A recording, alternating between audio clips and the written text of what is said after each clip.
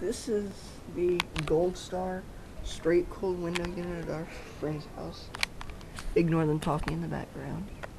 It is 5200 BTU, 5200 R22 refrigerant. I believe it was manufactured.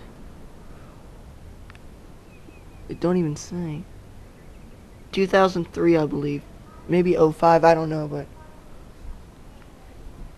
neat thing about it is it's screwed down. Operation, it's just straight cool. Thermostat. It's very, very nice. Just about the same as ours. But it's all metal inside, and ours is all styrofoam. Anyways, I'm going to take pictures and add on, so yeah. Stay tuned for the pictures. Over and out.